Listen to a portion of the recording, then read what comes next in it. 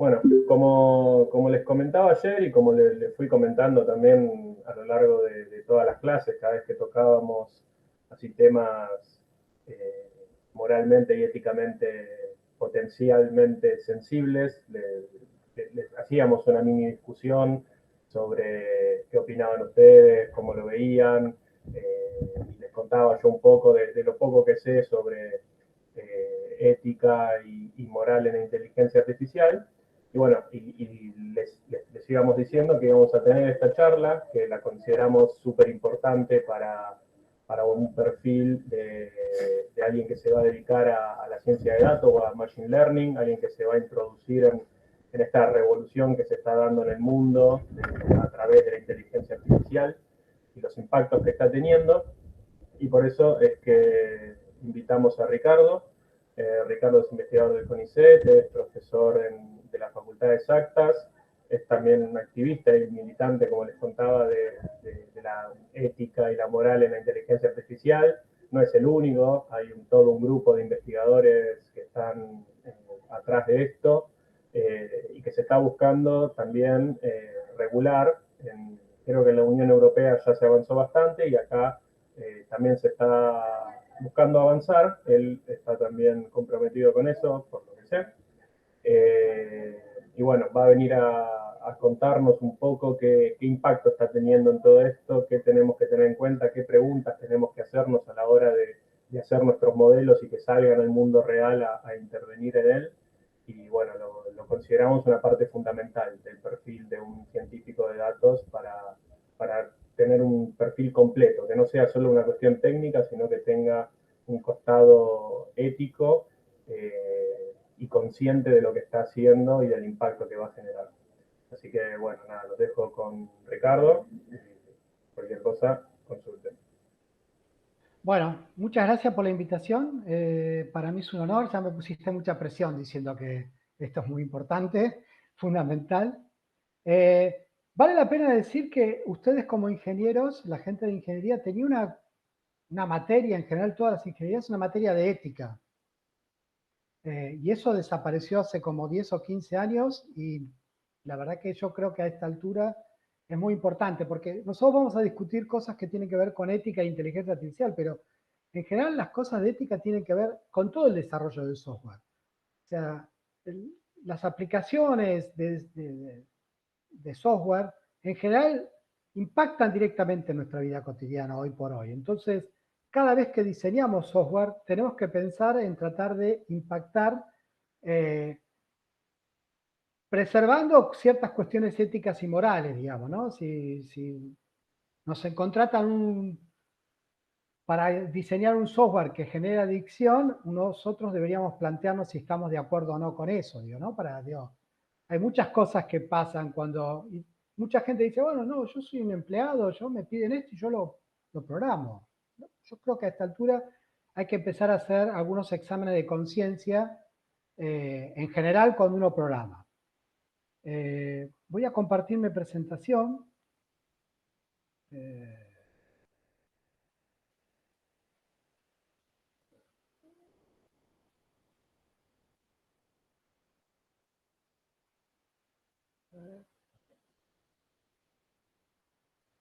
¿Se ve ahí? Todavía no. A ver. ¿Tengo posibilidad de compartir? Sí. Sí, abajo a la derecha dice presentar ahora. Sí, pero no me deja. Y tenés que como habilitarlo desde el navegador para poder presentarnos. Por ahí te aparece alguna ventanita.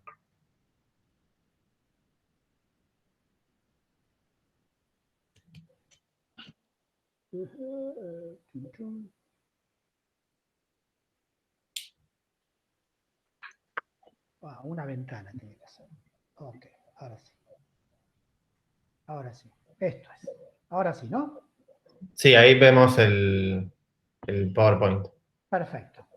Bueno, entonces, un poco lo que les voy a contar hoy es un pupurrí del curso que damos de Ética e Inteligencia Artificial, que damos en la Facultad de Ciencias Exactas.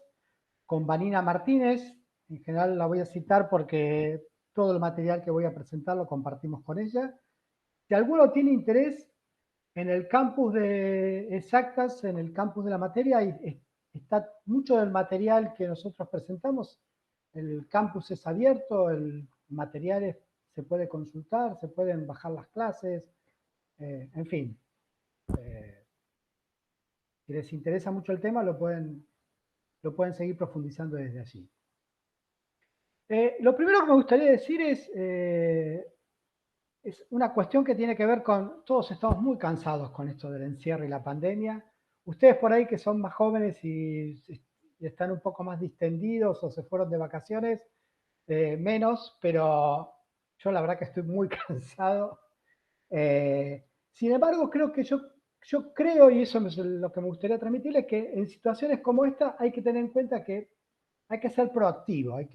Yo creo que hay que tener en cuenta que mucha gente hay que verlo como una oportunidad de crecer. A mí me gusta el ejemplo de Edvard Munch, que fue un pintor noruego que vivió muchas desgracias en su vida y sin embargo salió adelante y logró pintar cosas maravillosas. A mí este cuadro del grito es una cosa que me encanta. Y este Ricardo, señor, nada, tuvo polio en su juventud, casi se muere, y después Ricardo, encima de todo tuvo una vida penosa, abandonado por sus padres, en fin, muy terrible su vida. Encima cuando era adulto se mudó a España para tener una vida tranquila en 1918 y le tocó vivir al final de su vida la primera pandemia del siglo pasado, que fue la fiebre española, así que sobrevivió a la fiebre española también. Así que nada. Ricardo, ¿me Sí, escuchás? sí. Creo que se está viendo la presentación. Estamos viendo el PowerPoint. O sea, estamos viendo el PowerPoint. Si pusiste la presentación así a pantalla completa, no la estamos viendo. Estamos viendo la primera slide, digamos. A ver si lo cambio eso. ¿Por qué pasó eso? A ver, volvamos. Sí, creo que es porque cuando haces la presentación se abre una pantalla nueva y si no la estás compartiendo no se ve. Ok, déjame ver. Ok. O sea, lo que sería ideal es dejar de presentar, apretar toda tu pantalla. Sí, déjame ver. Es que se ve que elegí mal. Claro, si pones compartir toda tu pantalla, ya ahí sí vamos Acá a ver lo está. mismo que estás viendo vos. Elegí mal. Ok. Bueno, ahora- vuelvo con esto. Entonces, ya les expliqué quién es Edvard Munch. Otro ejemplo que me gusta resaltar es el de Isaac Newton, que supongo que les resultará más cercano, que ustedes saben que la fiebre negra, la peste negra, azotó varias veces durante los siglos XIV y XVII Europa, y en particular en una de esas situaciones, Londres se cerró completamente en 1666, creo que fue. Y eso le permitió a Isaac Newton tener que aislarse en la casa de su abuela, que estaba en las afueras de Londres, en la campiña, y eso le permitió tener mucho tiempo para pensar. Y él mismo dice que eso le permitió pensar en la teoría de la gravedad, en la teoría gravitacional, así que para él también fue tiempos que le permitieron ser muy proactivos. Yo creo que son ejemplos que hay que tomar, sobre todo si uno le agarra ganas de deprimirse, creo que hay que construir. Lo otro que me gusta citar cuando doy estas charlas es este proverbio griego, porque muchas de las cosas que vamos a discutir tienen que ver con plantar árboles cuya sombra no necesariamente vayamos a ver, vayamos a disfrutar. Muchos de los problemas que vamos a plantear son cuestiones que van a suceder, bueno, por lo menos yo no voy a ver, no creo que me pase a mí, digamos. Son cuestiones que esencialmente se van a volver críticas de acá a 20, 30 años. Entonces, no es que va a pasar ahora. Ahora empiezan a aparecer, a ver si algunos problemas, algunas dificultades, pero las cosas más graves van a pasar en un tiempo más adelante. Entonces, creo que es sano empezar a plantearse esto antes de que efectivamente suceda. Un ejemplo de esto, por ejemplo, es un ejemplo interesante para mí, por el cual yo trabajo, digamos, en la campaña Stop Killer Robots, es digamos, estar en contra de la fabricación de robots, del uso de la inteligencia artificial para cuestiones armamentistas. Hoy por hoy no existen muy pocos ejemplos, sobre todo armas que sean completamente autónomas o casi completamente autónomas. Eso es una cosa que no va a pasar ahora y que va a pasar mucho tiempo hasta que efectivamente se dé. Sin embargo, se está discutiendo ahora, aunque no tenemos ejemplos concretos. Eso me parece también muy sano. ¿Qué voy a suponer cuáles van a ser los presupuestos de esta charla? Que ustedes saben ya qué es la inteligencia artificial. Esa pregunta que de difícil respuesta, ya se lo plantearon, ya llegaron a algún consenso. ¿Cuál es la diferencia entre modelos basados en datos y modelos basados en conocimiento? Este curso en particular, ustedes esencialmente vieron modelos basados en datos, que son modelos que aproximan funciones. Y que esencialmente lo que me contaron hoy, que saben lo que es una matriz de confunción y que saben medir cómo un modelo de Machine Learning es evaluado para saber si está cumpliendo, si es efectivo o no es efectivo. A mí lo que primero me gusta plantear es por qué estamos discutiendo lo que estamos discutiendo. ¿Cuál es el impacto? Digamos? Porque hace 20 años atrás nadie discutía estas cuestiones. Al principio del siglo era muy poca gente la que se planteaba estas cuestiones. Entonces, una de las grandes razones por las cuales está claro que la inteligencia artificial, a partir de los últimos desarrollos, está produciendo un interés increíble y las perspectivas de negocios, de impacto económico es impresionante. ¿Ok?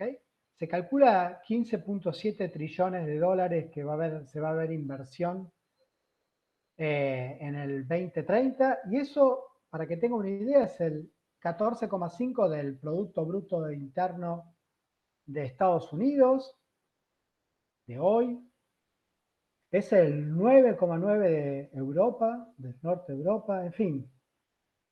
Se espera que tenga menos impacto en Latinoamérica, por ejemplo.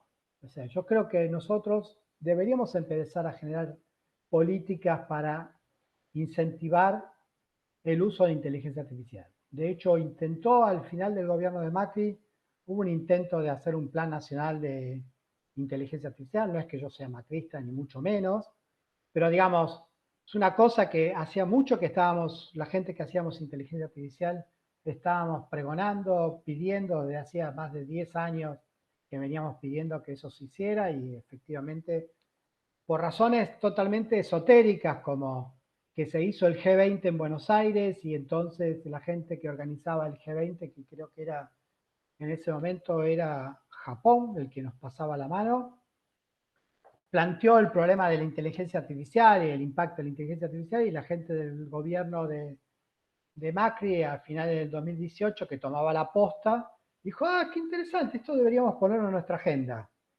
Nada.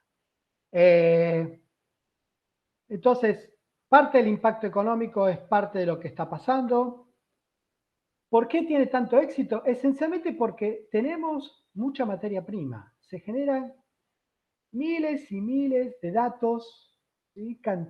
Una cantidad parnafernaria de datos se generan en cada segundo, cada 60 segundos. Y no solo se generan, ¿sí? Los podemos guardar, o sea, no solo se generan, primero lo podemos procesar, o sea, la capacidad de procesamiento que estamos logrando es increíble, ¿sí? La ley de Moore se cumple y sigue creciendo y parecía varias veces se plantearon que había coto y nada. En algún momento supongo que se alterará o efectivamente aparecerán las máquinas cuánticas que tantas promesas está generando, pero en principio, digamos, parte del secreto por el cual estos modelos que ya se sean a mediados del siglo pasado, o sea, a fines de los 50, los modelos de redes neuronales ya se conocían, ¿ok? No se implementaban porque efectivamente el costo computacional era muy alto, pero los modelos a fines de los 50, comienzos de los 60 ya se conocían perfectamente. Ya los físicos los habían propuesto. El modelo de redes neuronales ya se había planteado. ¿Ok? Y es parte de la discusión que se dio originariamente en inteligencia artificial, de si había que hacer modelos que simularan el comportamiento humano, pero que no trabajaran como trabajaban los humanos. Entonces era la gente que hacía modelos simbólicos, modelos lógicos, y la gente que decía, bueno, no, tiene que comportarse como el ser humano, tenemos que estudiar el ser humano y tratar de hacer cosas, simulaciones del ser humano, y por eso los modelos de redes neuronales que después finalmente se apartaron completamente, digamos, pero parte de la discusión pasaba por ahí. Y el poder de almacenamiento que tenemos hoy, o sea, cuando yo tuve mi primera Commodore 64, tenía un disco, nada, unas memorias, tenía que hacer malabares para poder ejecutar un programa en una IBM 360, bueno, 360 no, una que usaba, sí, creo que una IBM 360. O en la propia Commodore, o sea, era increíble lo que uno había que hacer. Entonces, hoy por hoy estamos en la panacea. Mi padre, que trabajaba en YPF, no se podría imaginar que se podía hacer con tanta capacidad de almacenamiento. Existen centrales de datos, eso a mí me sigue impresionando que haya centros enteros en la mitad de la nada, con RAP de discos, con RAP de discos de backup, con logística para cambiar un disco, para pasarlo, para mantener, para controlar, para rápidamente cambiar un disco cuando se cae, en fin. Toda la logística de eso es impresionante. A mí me impresiona. Y todo esto, esencialmente lo que lleva a mucha gente, digamos, no es mi caso, es a plantear el momento en que las computadoras en general y las técnicas de inteligencia artificial en particular tengan una capacidad de procesamiento y de razonamiento que sea superior o igual al del ser humano. Y aquí mucha gente piensa que la inteligencia artificial se va a combinar con otras tecnologías como la nanotecnología, la genética, la robótica, en su noción más de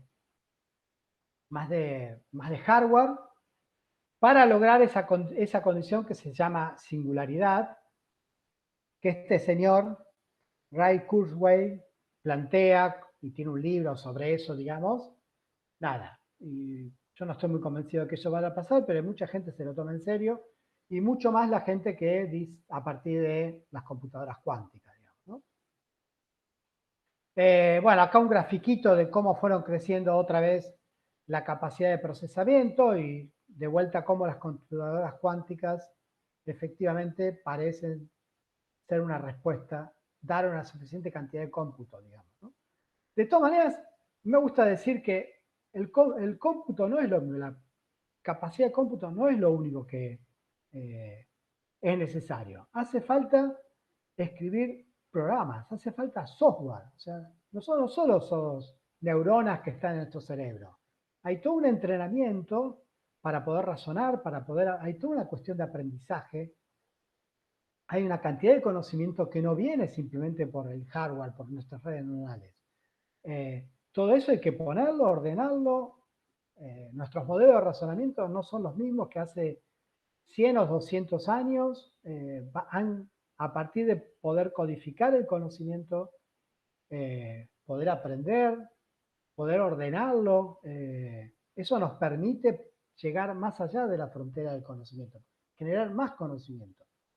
O sea, la estructuración del conocimiento es parte del software que nosotros le ponemos a nuestro cerebro. Eso, de alguna manera, va a haber que emularlo. Eso no es simplemente hardware. A partir de toda esta cuestión de desarrollo de la inteligencia artificial, hay varios posicionamientos. Está la gente que es optimista, que dice que no hay que tratar de controlar la inteligencia artificial, sino hay que tratar de enseñarles valores humanos. Hay que diseñarla tratando de embeberles los conceptos éticos que nosotros generamos a partir de nuestro todo desarrollo humano, digamos, ¿no? O sea, nosotros no crecimos. Ustedes saben perfectamente que la humanidad hace 500, 600 años o 2000 años no tenía los mismos criterios éticos que tenemos ahora. O sea, hemos desarrollado ciertos criterios de igualdad, hemos desarrollado, no sé, reglas, leyes que nos permiten desarrollarnos desde el punto de vista humano. Entonces, uno podría esperar que las máquinas le podríamos hacer algo parecido. Toda esta gente que es optimista lo que plantea es que tiene que haber un planteo simbiótico entre los humanos y las computadoras, pero de todas maneras toda esta discusión está muy lejano a lo que pasa hoy. A pesar de eso está la gente que son pesimistas, algunos por intereses, otros no. Para mí lo de Bill Gates tiene que ver con un interés propio, pero bueno. Lo de Stephen Hawking me llama la atención, pero creo que es mucho más honesto su planteo en términos de manifestar su preocupación y manifestar, decir frases como que las máquinas se van a rebelar contra sus creadores y serán un peligro contra la raza humana, pero hay mucha gente que se lo está tomando en serio y de hecho generan agrupaciones, fundaciones que lo que tratan de alguna manera es prohibir o propiciar que se restrinja mucho el uso de inteligencia artificial. Y después está la gente que a mí me gusta más, como la gente que está en el grupo Barcelona, que dice, es falso que el desarrollo de la inteligencia artificial sea exponencial y que es falso que efectivamente constituye un peligro en el mediano plazo, ¿no? El corto está claro que no, y que lo que los agoreros plantean como una cosa que va a ocurrir en décadas, eso va a ocurrir en realidad en siglos, probablemente. A pesar de... Hola, sí. Te hago una pregunta yo, Sí. Mira, ¿qué es el Grupo Barcelona? El Grupo Barcelona es un grupo que se generó en el 2017 con una mega conferencia en Barcelona, bueno, creo que después lo voy a comentar un poco, pero digamos, Europa en general, como desde el punto de vista ideológico, siempre se plantea como el lugar donde se preservan, se respetan las cuestiones sociales y las cuestiones éticas, digamos, y donde se le pone un coto, por decirlo de alguna manera, al capitalismo perverso. O sea, por darle un título rápido. Y entonces las políticas sociales, las políticas de respeto a los grupos minoritarios, todo ese tipo de cosas, en Europa tienen mucho respeto, digamos, ¿no? Y eso trasciende a las políticas en general y en particular al desarrollo de la inteligencia artificial. De hecho, hay una serie desde el 2005, hay una serie de apoyos desde la Comunidad Económica Europea con desarrollo de proyectos, incentivo para desarrollo de proyectos de investigación para evaluar o de alguna manera analizar el impacto de la inteligencia artificial primero y después hacer propuestas concretas para controlar los efectos adversos del desarrollo de la inteligencia artificial. Después aparecen cosas como el último manifiesto, donde medio borran en mi opinión personal, esto es muy personal, borran con el codo lo que habían escrito hace 5 o 6 años los grupos de expertos, porque empiezan a priorizar, bueno, hay que controlar, hay que tratar de mitigarlos, pero lo más importante es que la gente use masivamente la inteligencia artificial y hay que promover que las pequeñas y medianas industrias usen la inteligencia artificial. A partir de ambigüedades o a partir de estas inconsistencias entre lo que pasaba hace 5 años y lo que empezaron a generar los últimos grupos de expertos, apareció el grupo de Barcelona, grupo de científicos esencialmente, académicos, que dijeron, no, bueno, empecemos a pensar cuáles deberían ser los esquemas, los pasos a seguir para que el desarrollo de la inteligencia artificial sea segura y no atente contra el interés humano, digamos, ¿no? Y eso es lo que pasó. Y a partir de eso pasaron cosas interesantes. Por ejemplo, España tiene uno de los primeros centros, uno de los primeros observatorios de inteligencia artificial. De vuelta, mi opinión, y esto ya, la ciudad de Buenos Aires, esto en Europa ha pasado mucho, hay muchas ciudades como Toronto también, como Helsinki, como, bueno, se me está escapando una ciudad europea, empiezan a plantear programas de incentivo y de control de la inteligencia artificial a nivel de ciudades. ¿Ok? Entonces, y la ciudad de Buenos Aires también empieza a tener un programa parecido. La ciudad de Buenos Aires está tratando de implementar un plan de la ciudad de inteligencia artificial, y todo plan de inteligencia artificial para incentivar el uso de inteligencia artificial tiene asociado implementar un comité de ética o un observatorio de seguimiento del desarrollo. De alguna manera para poner pautas para un desarrollo seguro, por decirlo de alguna manera. Bueno, la primera gente que trató de intentó en Europa empezar a plantear algunas cosas fue el grupo de Barcelona, esencialmente. Veamos algunos ejemplos. Bueno, si ustedes saben que la inteligencia artificial tiene muchos usos. Los asistentes personales como Siri o Alexa, en particular Alexa, bueno, después lo vamos a ver, pero es muy criticado por distintas razones. Redes de transporte virtuales, Waze, Google Maps, permiten asesorarnos y hacernos recomendaciones, por qué lado ir, por qué lado no ir, o estamos cerca nos identifica dónde estamos y nos recomienda ir a comprar a algún lugar, marketing orientado por la ubicación. Bueno, publicidad, recomendaciones, los buscadores usan mucho de inteligencia artificial, filtros de correo basura o malware, reconocimiento facial o objetual, prevención del crimen, de esto vamos a discutir después alguna cosa, interpretación de imágenes de diagnóstico médico, por ejemplo, Watson, por ejemplo, tiene un sistema específicamente. Saben que Watson desarrolló un sistema de inteligencia artificial íntegro, hardware y mucho software asociado, que usa distintas técnicas, no usa una única técnica, y en particular ganó un concurso que se llama Jeopardy, que es un concurso muy importante en Estados Unidos, mucho más difícil que jugar al ajedrez, porque no hay reglas ahí, el conocimiento es mucho más abierto que hay que aplicar, las respuestas a las preguntas no son directas. Bueno, y aún así, después de mucho entrenamiento, lo logró. Ese sistema que ganó la popularidad por haber participado en ese programa, después ahora se está usando para muchas cuestiones. Una de las cuestiones es para reconocimiento de imágenes, tomografías y resonancias magnéticas.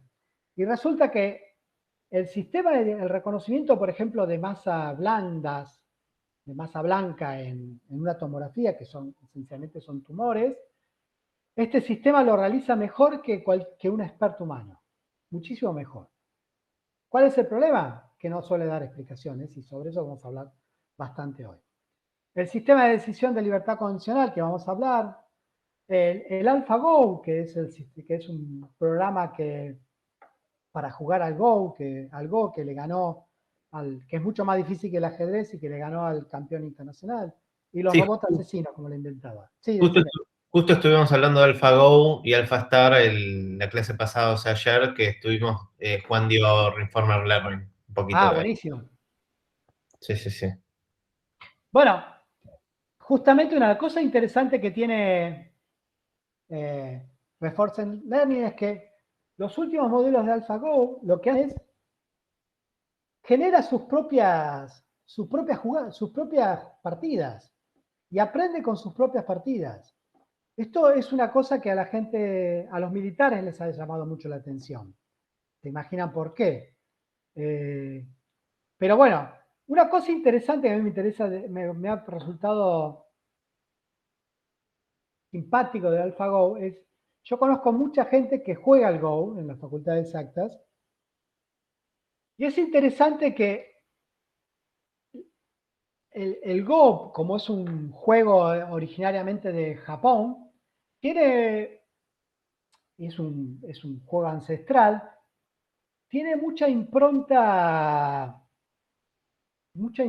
cultural. O sea, los jugadores de Go tenían mucho respeto por cierta carga cultural, digamos. No sabría cómo explicarlo mejor, pero digamos. Y esto implicaba un sesgo muy importante, digamos, a la hora de jugar, que se había manifestado a partir del juego ancestral y la transmisión oral de cómo jugar mejor o no jugar mejor y qué cosas respetar. Pero no eran reglas explícitas del juego, Puedo, sino... puedo buscar Sí. algo en ajedrez, no sé, los tipos de apertura. Eso podría ser un... No, esto era mucho más intrínseco. Tenía que ver con cuestiones culturales más profundas, digamos. Que no sabría cómo explicarlo porque no sé jugar al Go, digamos. Pero Perfecto. no tenía que ver con partidas que tenían que ver con mejores o peores aperturas, ¿ok? Sino cuestiones culturales, cuestiones de cómo sopesar, cómo valorar determinadas posiciones jerárquicas o posiciones de ventaja que tenían que ver con cuestiones culturales. AlphaGo no hace eso y de hecho muchos jugadores, sobre todo campeones, digamos, se sorprenden de jugadas de AlphaGo y no las entienden. Y tenían que hacer ingeniería inversa para entender por qué AlphaGo, por qué el sistema jugaba de una determinada manera. Y lo que entendieron es que en el fondo AlphaGo, como no tiene esa carga cultural, no tiene problema de jugar a obtener un óptimo local, ¿ok? O a plantearse un empate. Eso, porque como parte de su objetivo en el caso de que no esté en una posición que lo beneficia. Eso parece que a los jugadores de Go no lo tienen tan claro. Buenísimo. Pero Acá, bueno, esto, hay un sí, comentario de Camilo que justamente también comenta en nuestra charla esta de la cultura en AlphaGo que dice, hay quienes dicen que para mejorar como jugador tenés que ir aprendiendo lecciones de la vida que están representadas en el juego. O sea, sí, es toda esta mística que encierra a la cultura japonesa en general, digamos, que nosotros la tenemos menos. Eh, y, y esto de alguna manera se veía reflejado en el juego. Bueno, obviamente AlphaGo no lo tiene eso y eso es lo que desconcertaba ciertos resultados, ciertas partidas, cierta forma de... Esto es interesante, digamos, ¿no? Porque el sesgo no necesariamente tiene que ver con el sistema, muchos de los sesgos tienen que ver con cuestiones culturales nuestras, ¿ok? Y por eso a veces es preocupante cómo se entrenan estos sistemas. perfecto. Bueno, no los voy a aburrir, pero digamos, en robótica hay muchos ejemplos de cómo está impactando desde los robots así, desde los robots que juegan al fútbol, de los autos que se manejan solos, en fin. reconocimiento de objetos, de personas, de emociones. O sea, uno puede reconocer, y esto funciona con un accuracy muy alto realmente. Y cada vez más. Los sistemas de recomendaciones, a mí a veces me divierte las cosas que me recomienda Netflix, pero no deja de sorprenderme, digamos. Lo mismo Amazon. En fin. Y más sistemas de recomendaciones. Los chatbots es otra cosa que cada vez están mejorando y cada vez tienen más impacto económico. ¿Sí? Y cada vez las empresas delegan más en chatbot, sobre todo en tiempos de pandemia, la atención a sus clientes.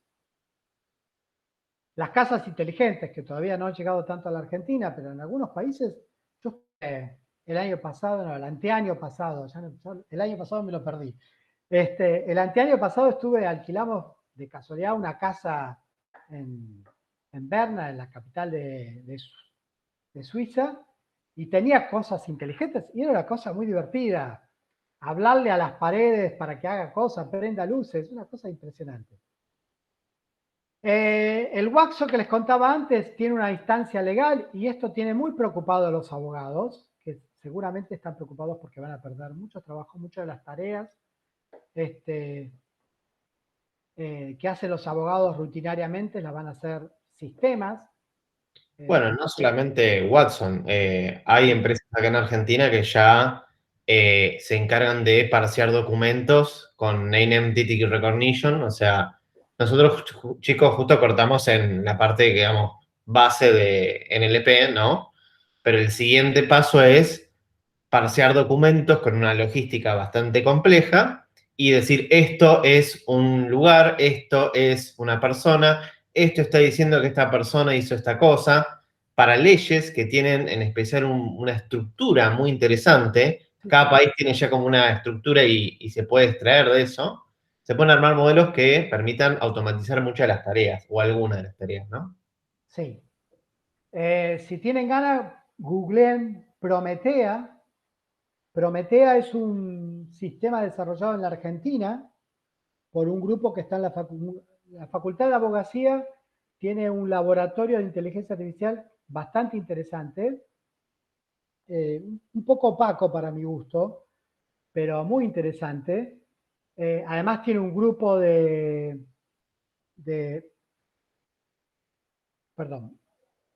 tiene un grupo de privacidad, de protección de datos digitales. Hay mucha gente trabajando en esos temas, en ciberprivacidad, en cibercrímenes. Hay mucha gente trabajando en estas cuestiones. Y nada, Prometea es un producto argentino interesante, que ya en particular se lo vendimos a la Suprema Corte de Colombia, porque nada, no les voy a contar ahora, pero si lo googlean van a ver cosas muy interesantes. Y es un desarrollo estatal, digamos, ¿no? Hay dos ejemplos que a mí me parecen paradigmáticos y después vamos a ver por qué, pero GPT-3, que es un generador de textos automático, que es interesante desde el punto de vista técnico por dos razones. Primero porque tiene un modelo de entrenamiento, como ustedes vieron, de Word2Vec o de embedded, típico modelo, donde ve millones y millones de palabras y entonces se entrena en términos generales, pero después tiene lo que se llama Fusion Learning, que es a partir de pocos ejemplos, de muy pocos ejemplos, el entrenamiento general lo acondiciona a un dominio particular y funciona muy bien. Claro, el problema es que esto es un sistema que uno le da una frase, por ejemplo, el que está aquí, dos musulmanes caminan dentro de una mezquita, y lo completa.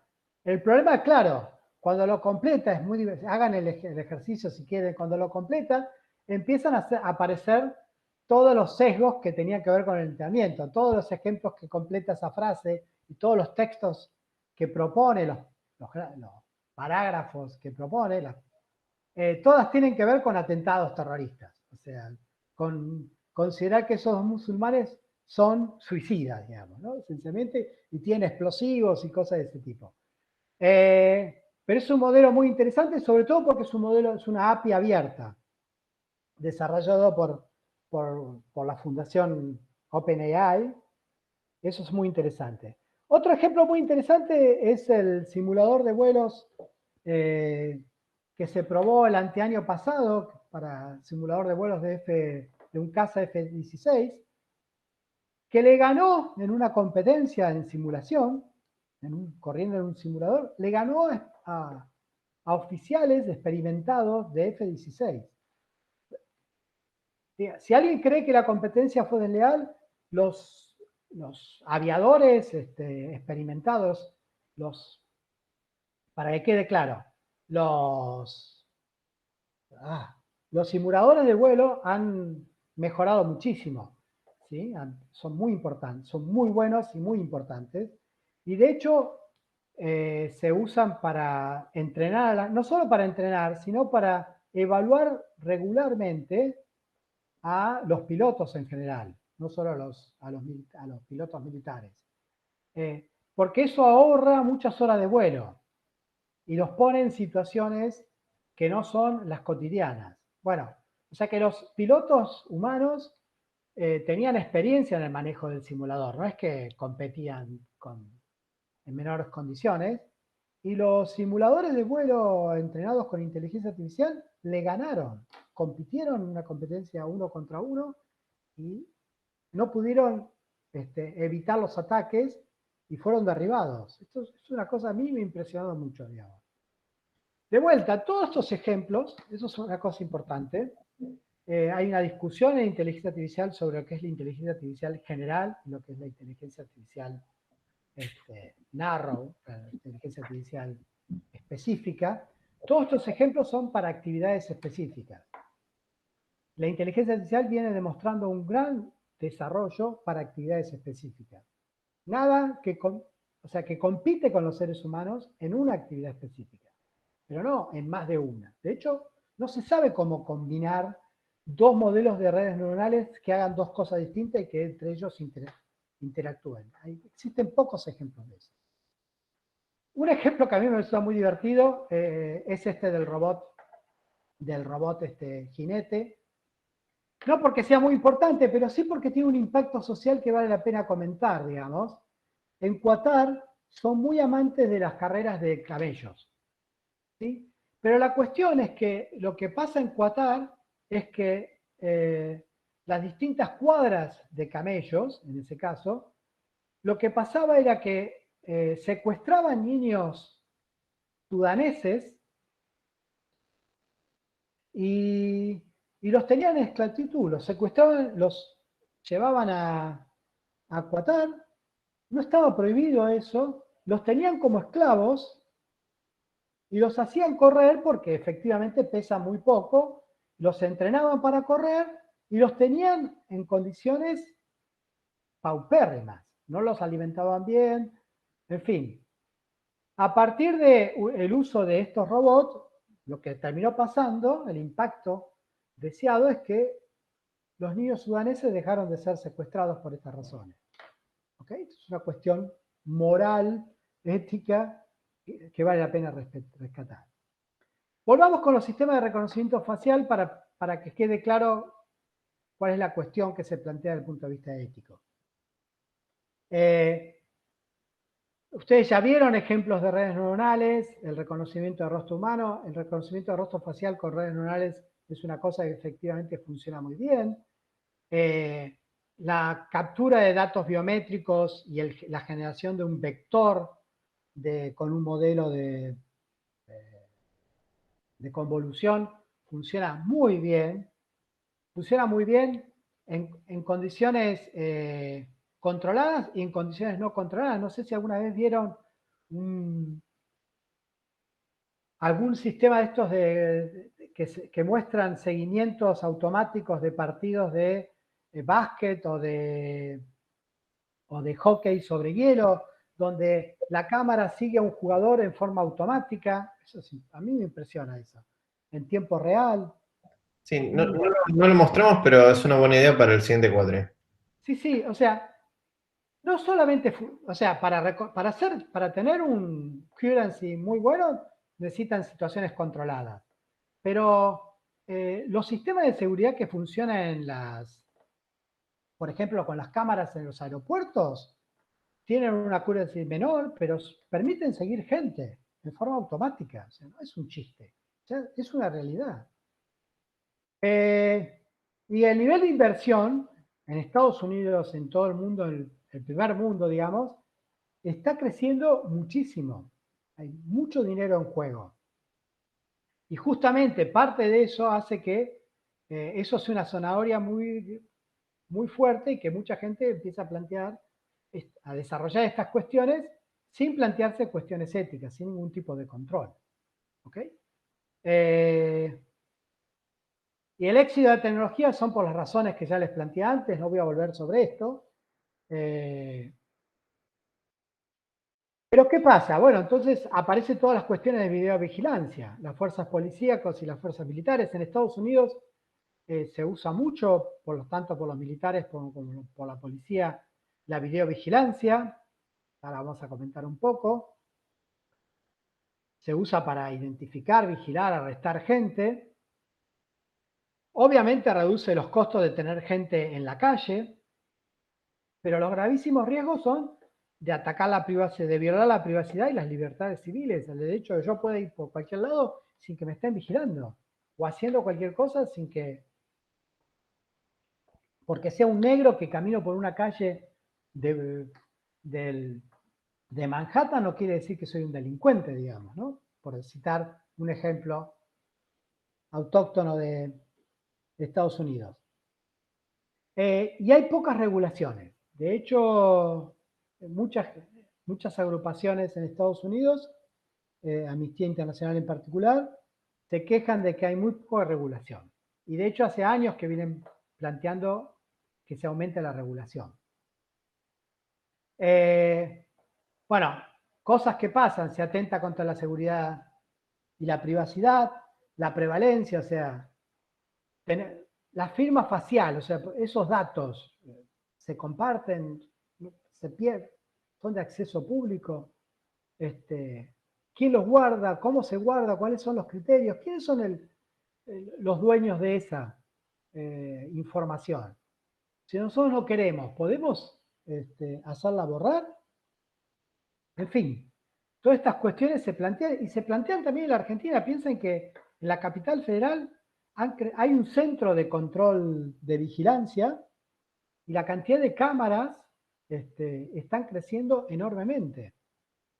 Hay un comando central de vigilancia que funciona ahora en Chacarita, que efectivamente funciona, hace todo el tiempo muestreo de cámaras, digamos, ¿no? Ya lo habrán visto que el gobierno de la ciudad lo promociona mucho.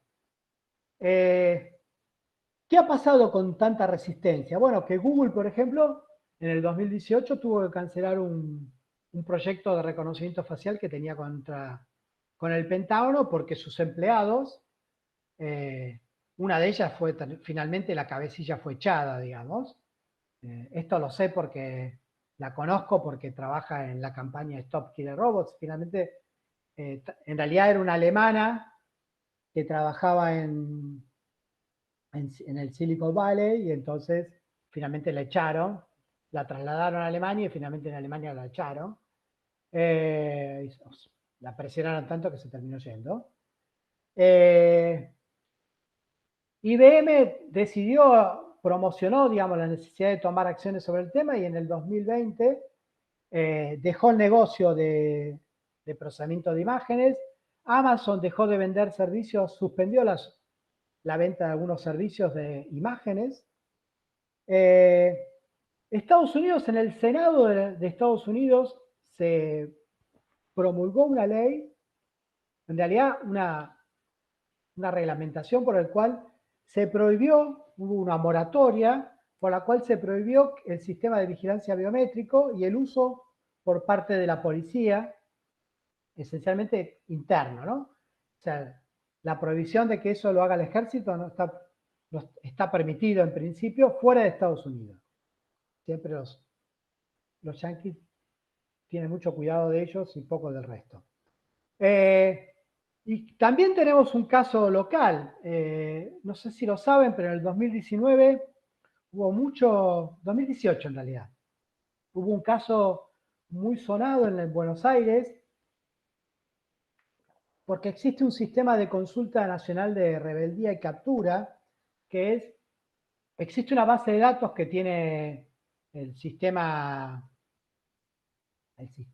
judicial argentino, que cada vez que alguien se muestra en rebeldía o se escapa o lo que sea, se mete en una base de datos. Y con fotos y con DNI, digamos, el RENAPER tiene datos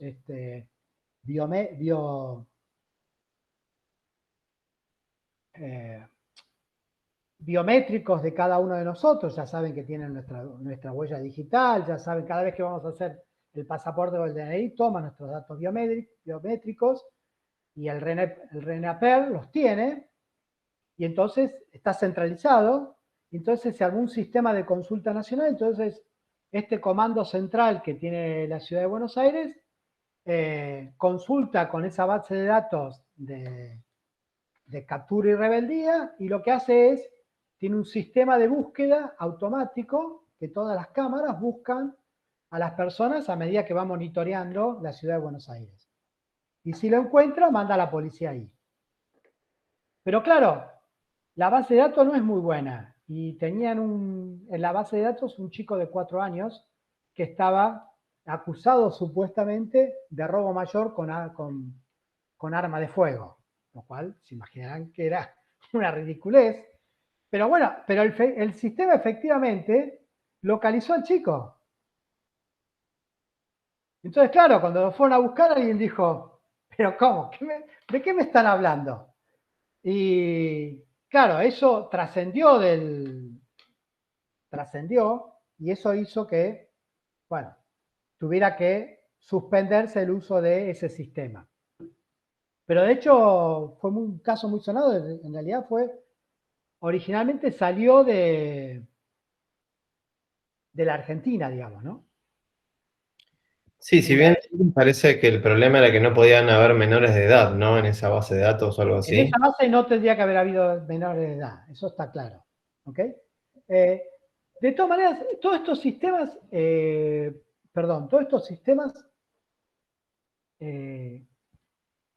tienen sus pros y sus contras, digamos, ¿no? Porque, por ejemplo, hay veces que lo que desaparecen son chicos.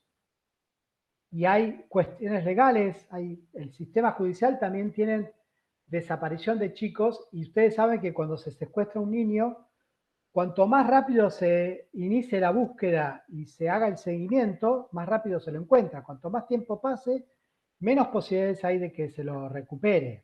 ¿Okay? O sea que la premura es sustancial para poder recuperar a ese chico.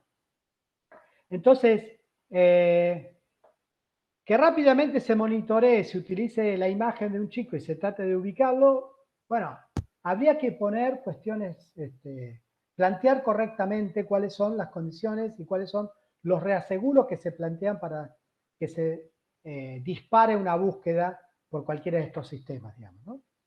Pero bueno, hay cosas que son grises. ¿Okay?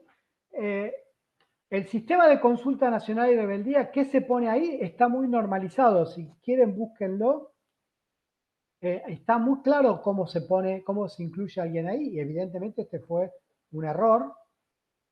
Pero bueno, un error grave. ¿Cuáles son los aspectos? Esto me da pie para empezar a discutir cuáles son los aspectos éticos. Voy a tratar de ser rápido. Pero, ¿dónde está la ética, digamos? ¿No? A medida que cada vez tenemos sistemas que toman decisiones por nosotros, ¿sí? Cada vez que los coches toman decisiones, conducen automóviles, se genera diagnóstico, nos conceden préstamos automáticamente o nos conceden automáticamente un beneficio social o nos permiten ingresar, deciden si ingresamos o no a una escuela.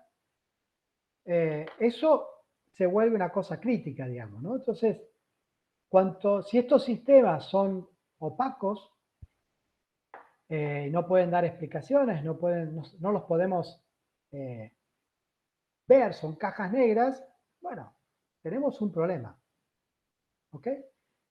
Pero lo que me gustaría primero plantear es, cuando hablamos de ética, ¿de qué hablamos? Y el concepto de ética es una cosa que es difícil digamos, definir en términos precisos, pero todos conocemos el ejemplo de qué es una cola. ¿Ok? Una cola cuando vamos al supermercado, cuando vamos a la verdulería, cuando vamos a cualquier cosa, a cualquier lugar, las colas tienen su criterio ético, hay reglas que hay que respetar. ¿Ok? Y la cola en un colectivo hay que respetarlas. ¿Ok? Y si alguien intenta acercarse rápidamente al mostrador o a la puerta del colectivo, alguien dice, "Shh, hay una cola". ¿De acuerdo? Entonces, está claro. Y esto no hay que transmitirlo, no hay que poner reglas, no. Nadie nos enseña cuál es la regla, ¿sí? Todo el mundo la conoce, todo el mundo la respeta y hay excepciones, ¿sí? Si viene una persona mayor o una embarazada, uno sabe que hay excepciones para esa regla. ¿De acuerdo? Y nosotros que estamos en computación, sabemos que las colas no solamente se pueden modelizar desde el punto de vista matemático y computacional, y se pueden simular. ¿Ok? Yo puedo simular colas, puedo generar esquemas y puedo ver cómo va a evolucionar un sistema que tenga más de una cola y tomar decisiones y definir reglas de cuándo tengo que abrir otra caja, si hay mucha gente y este tipo de cosas, ¿no? Sobre todo en situaciones de pandemia como ahora. O sea que está claro cuáles son las cuestiones éticas. Muchas veces las cuestiones éticas las manejamos en forma implícita, claramente. El problema es hacerlas explícitas. Para poder, bueno, eso es lo que vamos a discutir ahora. ¿Cómo hacemos para transmitirle a una computadora las cuestiones éticas? Pero déjeme poner algunos ejemplos de violación de cuestiones éticas por parte de los sistemas de inteligencia artificial. Por ejemplo, los sistemas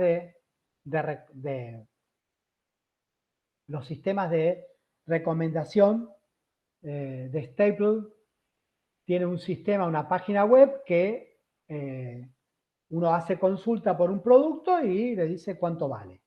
Bueno, en el 2012 descubrieron que las cosas no tenían un solo valor, dependía de la cara del comprador. Cosa que también me pasa en la verdulería. O sea, a veces me pasa en la verdulería. Uno pregunta algo y dice, te mira y te dice, para usted vale 50. No, como al señor se le acaba de vender a 45. Bueno, esas cosas también pasan, pero que pasen y que el criterio de discriminación la proponga un sistema, parece, y que sobre todo tenga que ver con qué presupone, dónde vivo, si vivo en un barrio pobre o un barrio rico, es discriminante. ¿Ok? Parece que no es un comportamiento ético. Espero que en eso coincidamos. En el 2015, la Universidad de Carnegie Mellon y el Instituto Internacional de Ciencias Informáticas descubrieron que el sistema de recomendación de Google para trabajo ofrecía los trabajos mejor pagados a los hombres que a las mujeres. O sea, si había un trabajo de SEO para una empresa importante, se le ofrecía más a los hombres que a las mujeres. Eso también parecería discriminador, ¿no? Eso es muy raro, digamos. Bueno, otro comportamiento discriminatorio. Otro ejemplo típico que también generó muchas... Yo no lo conocía, me sorprendió mucho que hubiera un sistema tal, pero si ustedes no lo saben, los jueces en Estados Unidos, hay jueces para distintas instancias, hay jueces en particular que evalúan los pedidos de excarcelación, de salidas por buen comportamiento. ¿De acuerdo? Uno pasó muchos años preso y tiene derecho a salidas transitorias o...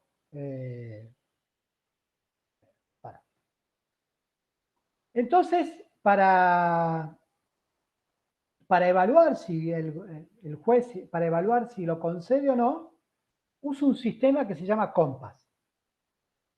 Y lo que se vio, lo que evaluó ProPublica, evaluó que los negros tienen más probabilidad de que no se les acepte que los blancos, a pesar de que hayan hecho cosas más terribles. ¿Ok? Es desproporcionado el grupo, la cantidad de excarcelados blancos respecto de los negros. Y no simplemente porque hay más población negra que blanca, o sea, aún considerando eso, ¿sí? Los casos de blancos es mucho más alto que el de los negros. Y esto le llamó mucho la atención. ¿Y eso a qué se debe después de evaluarlo?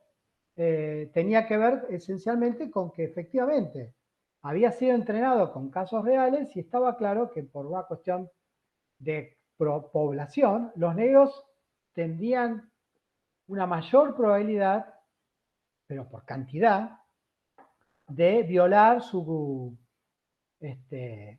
salida provisional. Entonces, nada, otra vez aparecen los sesgos. ¿De acuerdo? Lo que es gracioso es que este sistema COMPAS originalmente fue propuesto porque ProPublica se había quejado anteriormente de que los jueces, si trataban los casos antes de comer o después de comer, también eran discriminatorios. ¿Ok? Y entonces dijeron, tenemos que generar un sistema que evite las discriminaciones si la presentación se analiza antes o después de comer. Y generaron COMPAS que fue peor. Eso es, desde el punto de vista histórico, es interesante, digamos. Cómo a veces la solución es peor que el remedio. El remedio es peor que la enfermedad. Hay un caso interesante, por ejemplo, de un sistema que tiene una tasa, una accuracy muy alto, que Disculpa, permite... Ricardo, pero no te creo, ¿eh? Esto es cualquier... ¿Vos decís que existe esto? ¿Qué cosa? ¿Lo de un algoritmo que distingue la sexualidad de una persona? Sí, sí, está ahí la página web. Una cosa que pasa es que los departamentos de psicología social están usando abusivamente de estos sistemas de redes neuronales, pero abusivamente. De hecho, justamente creo que la falta de expertos está haciendo que, porque típicamente la gente que hace psicología social lo que tratan de predecir es el comportamiento humano. Lo han hecho todo el tiempo, digamos, ¿no? Usan políticas para elegir recursos humanos, para recomendar, para evaluar para tal sector a quién conviene contratar, a quién no. Bueno, distintos criterios. ¿Quiénes van a poder tratar de evaluar quiénes van a llegar más lejos en una carrera? ¿A qué estudiantes conviene seleccionar, promover? Bueno, hay muchas de esas cosas que la psicología social hace antes de que existieran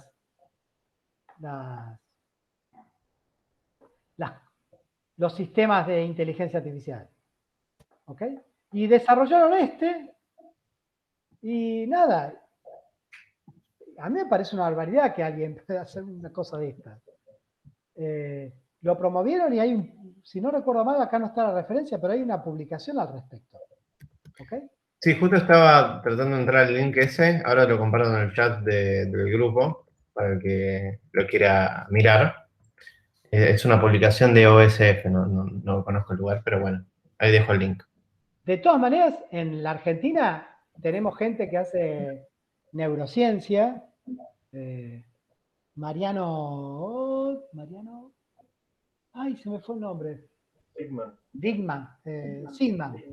Mariano Sigman, que hace 3 o 4 años publicó una cosa que para mí era vergonzante, si los hombres estaban más atentos al busto o a la cola de las mujeres, digamos, ¿no? Lo cual me pareció de lo más homófobo, en fin, nada. Los científicos hacemos abuso de las tecnologías más a menudo de lo que creemos. Otro caso interesante es el sesgo de reconocimiento facial. Hubo una investigadora en Nueva York, creo que era, negra, que estaba haciendo su tesis en Machine Learning en otros temas, en aprendizaje por refuerzo, creo que era, y un día tuvo problemas para entrar a la biblioteca, porque el sistema de reconocimiento facial no la dejaba entrar. Y entonces, como era una experta, empezó a ver por qué no funcionaba. Y entonces hizo una evaluación de distintos sistemas y los niveles de discriminación. Y parte de la política, parte de los resultados están ahí, y en la página web hay mucho más. Como anécdota, esto no solo pasaba en la biblioteca de la Universidad de Nueva York. El Senado de Estados Unidos hace un par de años, creo que fue, tuvo un problema parecido con el sistema automático para permitir el ingreso de los senadores, porque rechazaba sistemáticamente a los latinos, porque rápidamente decían que eran intrusos. Y la tasa de error, nada, si venían despeinados, si no habían dormido, cosas de ese tipo, daban tasa de error muy alta, especialmente en latinos, lo cual generó mucho debate también. Nada, y Google también con los buscadores, si uno pone ejecutivos, CEOs, salen todos hombres, y si pone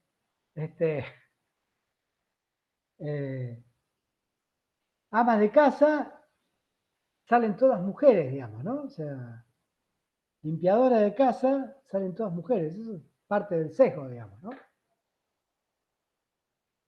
Pero lo más importante es que muchos de estos sistemas lo que producen son asimetrías, ¿sí? Porque la capacidad de acumular y manipular datos sobre comportamiento de clientes, ciudadanos, están puestos en los gobiernos y las empresas. Uno como individuo tiene muchas más dificultades para poder hacer eso, ¿sí?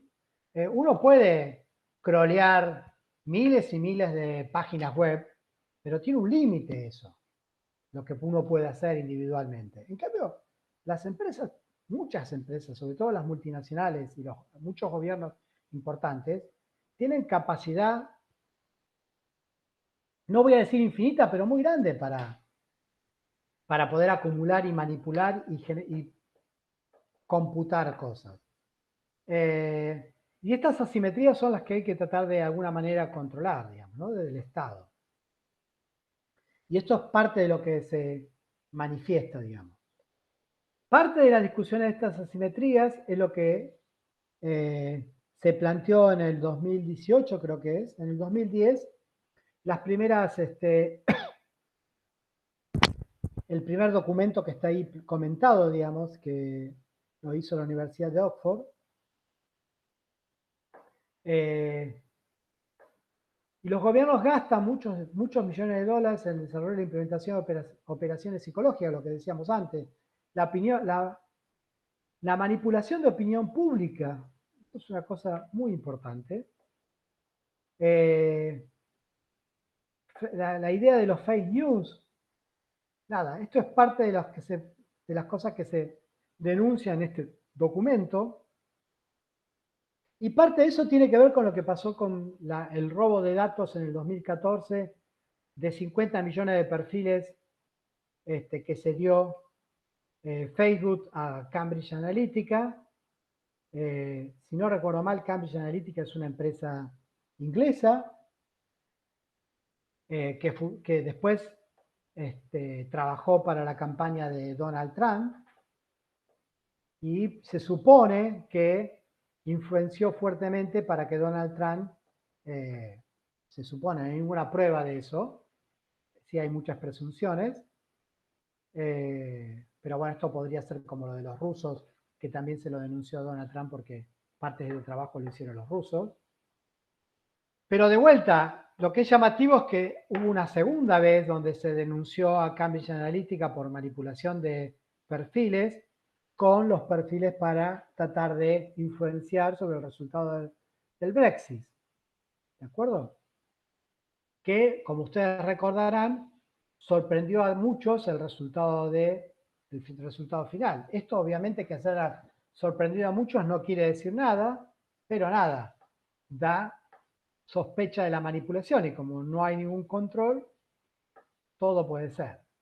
Alguna gente, al menos, te lo ha planteado concretamente, ha dicho, bueno, está claro que lo que sí hay efectos subliminares y cuando los motores de búsqueda favorecen a un candidato, esto localmente también fue discutido. Por ejemplo, me parece que fue el anteaño pasado, en plena campaña, Cristina Fernández hizo una denuncia parecida contra Google, o amenazó con hacer una denuncia parecida contra Google, porque decía que los buscadores de Google, cada vez que se ponía, ¿qué era lo que se ponía?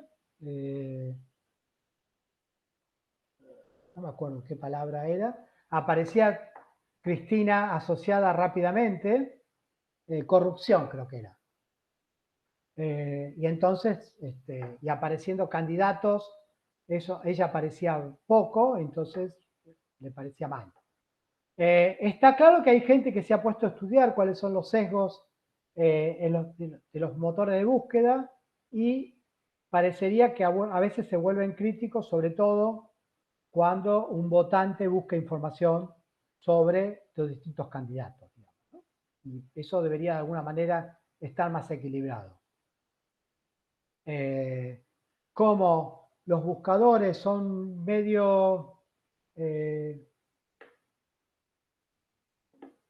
inflexibles con este tipo de cosas, a veces pueden ser manipulados. De hecho, sabemos que hay marketing, las empresas hacen marketing o de alguna manera hay técnicas para hacer que los buscadores, los motores de búsqueda, vean una página. Eso ya se sabe, digamos. Sí, digamos, lo que se llama SEO, Search Engine Optimization, es un área de la mayoría de las empresas que se encargan de, por un lado, seguir los lineamientos explícitos que Google dice sobre su buscador y también siguen algunos lineamientos implícitos, pero que la jerga, ¿viste? Los que laburan el tema saben que hay que seguir para que Google te arranque primero. E incluso se ha mostrado, se ha hecho, no con mucho éxito para lugares, para términos populares, ¿no? Pero para términos muy poco usados, se ha demostrado que se puede manipular el motor de búsqueda haciendo justamente, algunos de ustedes lo vieron en algo 2, PageRank. Supone que ahora sigue estando eso, pero sabemos que ese fue el algoritmo original, pero que ahora ya es otro, ¿no? O una variante bastante distinta de esa. Pero digamos que por medio de links, páginas falsas y mediante manipulación de una red de mentira en Internet, se puede de alguna manera engañar a Google en términos poco buscados, ¿no? Cada vez menos, supongo. Idealmente, ¿no? Pero bueno, nunca sabe. Pero en principio está claro que hay un potencial abuso o violación de ese tipo de cosas, ¿no? Y, por supuesto, nadie es responsable, ¿no? Como eso, nunca nadie termina siendo responsable de estas cosas. Y habría que poner reglas un poco más claras. Ok. Hay una cuestión también que tiene que ver con la veracidad. Hoy podemos, como les mencionaba antes, hoy podemos crear textos fraudulentos, textos que fueron completamente creados por una computadora. Yo no me acuerdo el ejemplo ahora, pero hay un guión de una película que fue llevada al cine, que el texto fue casi completamente, con algunos tics, fue completamente escrito por una computadora.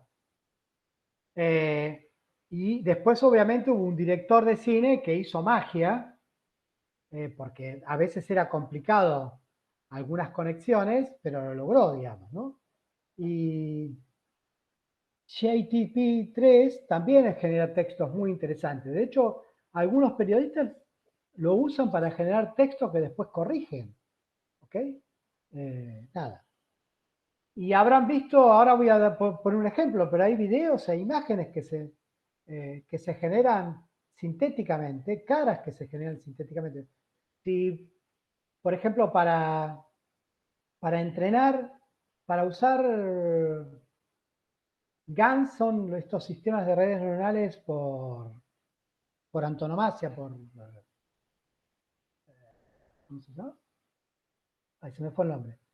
Bueno, que justamente lo que hacen es, de alguna manera, tratan de engañar al sistema, a la red original, a la red neuronal original, tratan de ser un adversario de una red original, lo que tratan de engañarla y por ponerle imágenes que sean falsas y que tratan de evaluar que también funciona el sistema para ver si logra reconocer imágenes reales de falsas, y los sistemas generadores de imágenes falsas cada vez son mejores.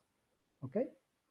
Un ejemplo de deepfakes es, no sé si alguna vez lo vieron, este video que le hace decir, modifica la boca de Obama y le hace decir cosas muy divertidas, digamos, que son impensables que Obama hubiera dicho, y después a muchos otros personajes. Yo puse el de Obama porque me pareció divertido, pero nada, hay Homero Simpson, pero uno difícilmente podría reconocer que es falso, ¿de acuerdo? Y lo de los deepfakes se volvió tan importante que Microsoft, con la Fundación EI de San Francisco, lo que hicieron es generar un sistema de reconocimiento automático para tratar de evitar la aparición de estos videos fraudulentos. Esencialmente lo habían planteado para evitar que hubiera... Saben que para la última campaña en Estados Unidos, para la campaña electoral, había mucha denuncia de que iba a ser muy sucia la campaña, se iban a usar muchas tácticas desleales, en particular generar noticias falsas y videos falsos. Entonces, para evitar ese tipo de cosas, Microsoft lideró este proyecto que trataba de mitigar ese problema. Esto lo pongo para que vean que efectivamente hay mucha gente que se toma en serio y que es un problema serio, digamos. Entonces, nada, las cuestiones éticas aparecen todo el tiempo, trae aparejadas dilemas morales, y respecto de la IA, las principales objetivas son estas, son pérdidas laborales. Hay mucha gente que discute que eso no es cierto, nosotros discutimos eso en la materia, digamos. Aumento de capacidad ociosa, aparición de un nuevo competidor social, o sea, las computadoras van a competir efectivamente, los sistemas computadoras van a competir con las personas. Aumento del control, de la pérdida de la privacidad, aparición de nuevos agentes de derecho. Hay mucha gente que discute como ente a derecho la persona electrónica. ¿Sí? Saben que hay personas físicas, hay personas sociales, y hay gente que discute, hay una entidad social, la persona animal, o sea, los animales empiezan a tener derechos. Ustedes saben que a partir de la discusión del maltrato en Mendoza de perros y me parece que era también un burro, aparecieron la posibilidad de poder presentar recursos de amparo a favor de animales. Entonces aparece toda la idea de que los animales están sujetos a derecho y tienen entidad de derecho, y por lo tanto son reconocidos. Entonces la idea sería, bueno, los sistemas de inteligencia artificial, ¿en algún momento tendrán derechos? Esa es una cuestión, digamos. Y alguna gente se lo toma en serio, no es chiste. Y un poco para cerrar esta parte de ética, y si quieren con esto hacemos un impasse,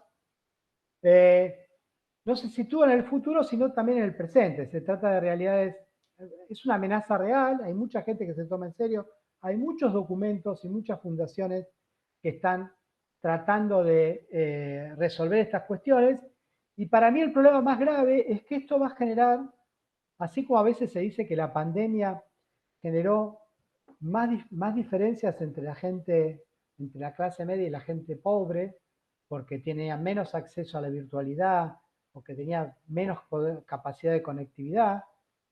Una cosa parecida va a aparecer entre el norte y el sur. El norte tiene mucha capacidad, mucha más capacidad de desarrollo, y nosotros, los países que estamos al sur del Ecuador, tenemos muchísima menos capacidad de desarrollo, salvo los australianos y alguno más. Entonces, de alguna manera tenemos que tratar de, o en Naciones Unidas o en algún lado, tratar de poner nuestra voz. Hay muchas entidades y lineamientos que se plantean, yo puse algunos ejemplos, pero hay muchísima gente que plantea. En particular, a mí me gusta mucho este documento de la Fundación de la WWF, de la World Web Were, la otra W que es... ¿Será Wide World Web Foundation? Exactamente, Foundation. Que fue fundada por Tim Berners, que se supone que es el fundador de la web.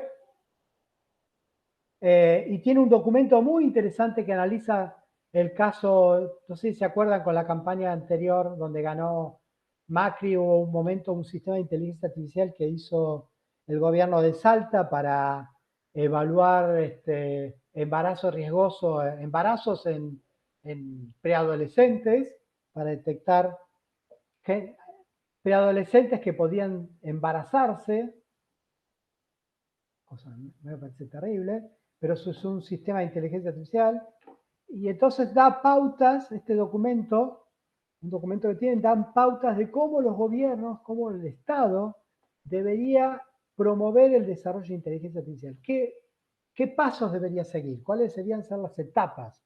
¿Okay? ¿Qué garantías deberían plantearse internamente y a la sociedad? Obama también generó muchos grupos de investigación. En particular, uno de los grupos, por ejemplo, propuso, que mucha gente lo está tomando, que los datos neuronales, todo lo que genera nuestro cerebro, sean propiedad de las personas. Entonces, por ejemplo, mi electroencefalograma no lo puede tener nadie, solo es mío. Y todo lo que se genere, recuerden que en este momento, en el 2016, Facebook había sacado unos cascos que regalaba para poder manipular. El argumento era que funcionaban con Bluetooth, y entonces permitían mover el mouse, virtualmente. Uno aprendía con ese casco a mover, a escribir, a hacer muchas cosas, interactuar con la computadora. ¿Ok? Obviamente ese casco lo que hacía era un mapa del cerebro, de alguna manera. Y esos datos iban a Google, no eran de la persona. Bueno, en algún momento hubo mucho lío y eso se prohibió, y parte de esta discusión tenía que ver con esos datos, quién los manipulaba, quién era el dueño y qué privacidad se violaba. Y de hecho hay algunos experimentos muy interesantes que hizo esta gente de neurociencias, que es, uno puede predecir con 15, 20 segundos de anticipación la palabra que yo voy a decir 20 segundos después.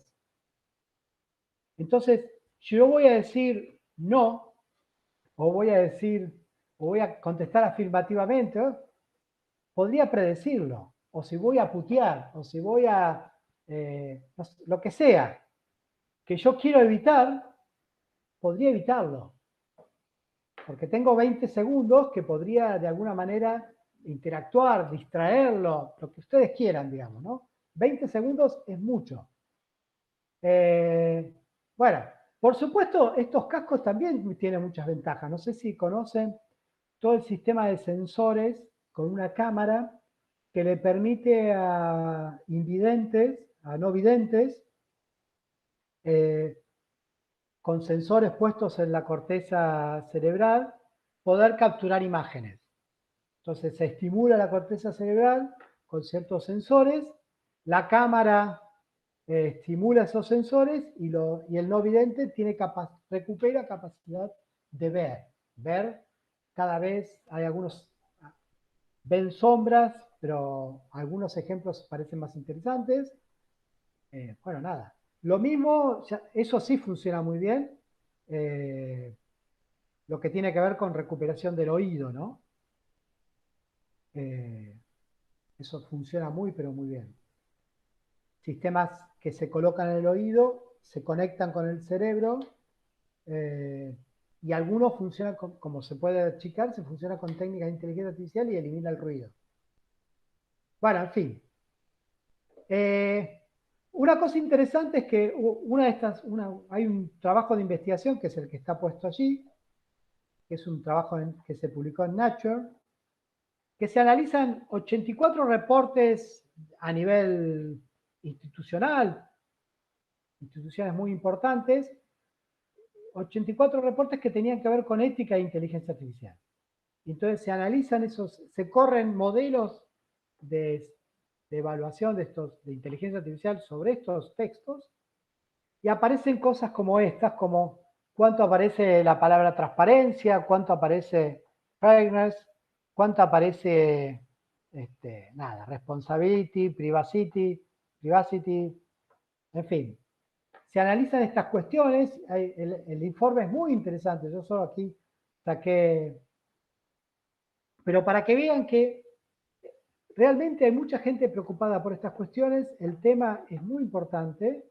Hay una conferencia internacional, yo me olvidé de traer me olvidé, que se va a hacer a principios de marzo, que la inscripción es libre, que justamente lo que trata de ver es técnicamente cómo medir estas cuestiones. Yo no me voy a meter en esas cuestiones aquí, pero hay gente que se toma en serio de cómo hacer para generar métricas, para evaluar sesgo, para evaluar transparencia, para evaluar accountability, para dar sistemas que den cuenta. Este tipo de cosas para analizar justicia, si un sistema es justo o no. Ok. No sé si querés que hagamos un intervalo aquí. Dale, hagamos un intervalo de 10 minutos y volvemos. Ok. Perfecto. Bueno, corto la grabación.